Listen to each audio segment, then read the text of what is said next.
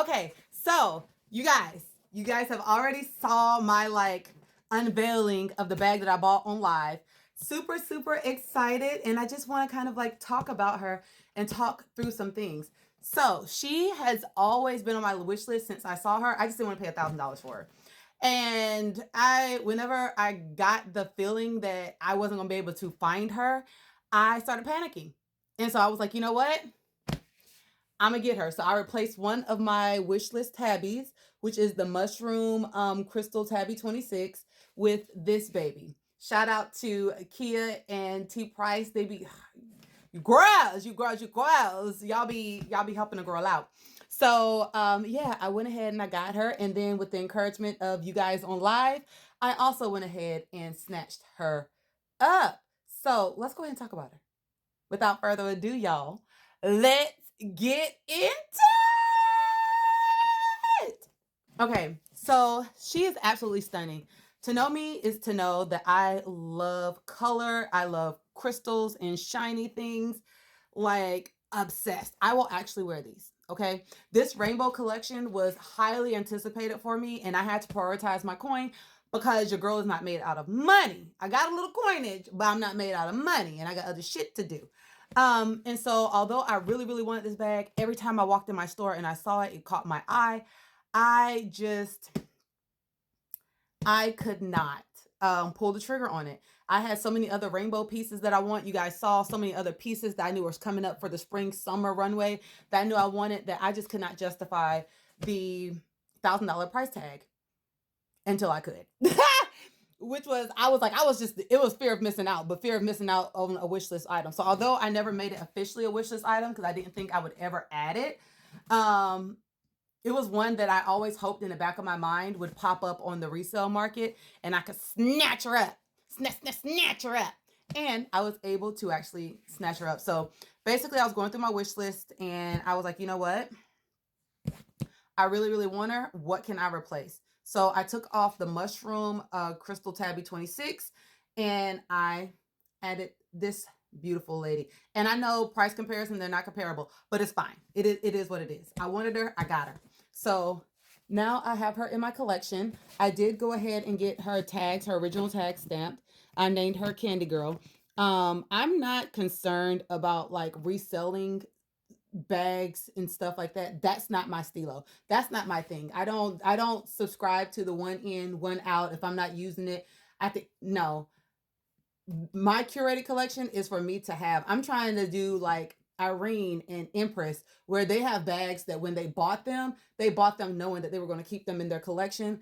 That's my philosophy, right? So I'm keeping them. I'm not worried about retail, resale value, and all the other good jazz. So, but I think most of y'all might know that by now. So yeah, I'm not sure what I want to do to this tag. At this point, I have like 3 of them, but I love her so much. Look how shiny she is. She's just so pretty, so stunning. Looks like an oil slick. She is very impractical, super impractical. You're not going to be walking around like Sex in the City, Sarah Jessica Parker in Sex in the City with this under your arm all day running errands. It's not going to happen. This is heavy. This only has garment bags in it and it's heavy as fuck. Okay. So that's not going to happen. But she would make a cute little travel bag. I know a lot of y'all wouldn't do it. I would do it. But like if you're traveling through the airport and you want like a little pick me up, she would look really cute on my Barbie, on top of my Barbie carry on. My Barbie times Bays carry on, she would be super cute. But if you put her on top of like a carry on bag and you're rolling her through, she would make a great like duffel, and you can slide her under the bottom of the seat. I know some of y'all are cringing, but do like Mel says, I think she said it like a year or two ago, where she carries her dust bag inside of her bag in case she needs to put it in there to protect it. You can do that because you don't necessarily want to slide it across the bottom because all of this is crystalled and it doesn't have any feet. But she's going to smush down beautifully. But yeah, like, oh my gosh, she's super, super stunning. So there's that, or you cannot. This is also wouldn't be like a date night bag. This is a statement bag. Like you're wearing this with a statement outfit, a statement piece, you know. You wear this when you're okay with people talking to you because somebody's going to inevitably ask you about this bag, want to touch it, want to see it. Like it's just stunning. It's an eye catcher. And like, I feel like the camera doesn't do this bag justice, like whatsoever. And this is not even a brightly lit room. Now, let's talk about some of the other cons to this bag besides not being able to get cost per wear out of this joint. At least I'm not, which is fine. I didn't buy it to get necessarily cost per wear. This is like a collector's piece. This is like a dopamine bag, as I believe it's either as Liz calls it. I believe Liz calls it the dopamine bag. So yeah.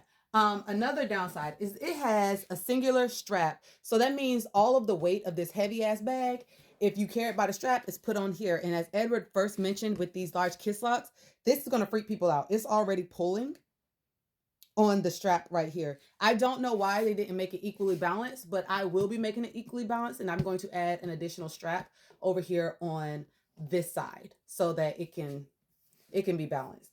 The other thing is, as you can see, and I'm sure you saw in my video when I was doing the unboxing, just with the stuff in there, it's already separating. The friction of the Kisslocks is what's holding this together. So it is a design flaw with Kisslocks that basically once these wear and the metal starts pushing apart and separate, this Kisslock is going to flap open. So your bag will pop open. If you're running down the road, all your shit could pop out just like that, because the only thing holding it together is the friction of those locks kissing.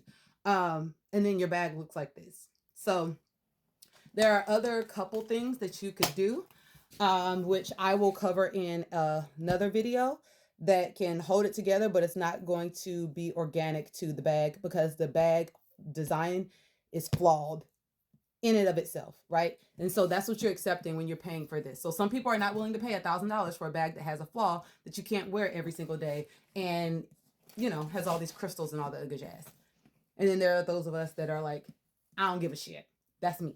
So yeah, that's one. But the strap does fit comfortably. It does have a nice little drop. I don't think this is necessarily aesthetically pleasing. But again, if you're just running and you're using it as luggage, this works. If you're using it as a going out bag, a statement piece, because you're a fashion girl, this works. So there are a couple different options, and this works for me. I'm super, super excited I was able to add this to my collection. And in happenstance, I was texting around multiple essays. None of them had them in stock. And it just so happened that my store got a return, and it was the only one sitting up there, and they let me come and get it. So I felt like, if it's meant to be, let it be, let it be, baby, if it's meant to be. And it was. So, all right, let me know your thoughts in the comments below. Do you have one? Are you thinking about getting it? Do you want to see the rest of my rainbow collection? Okay,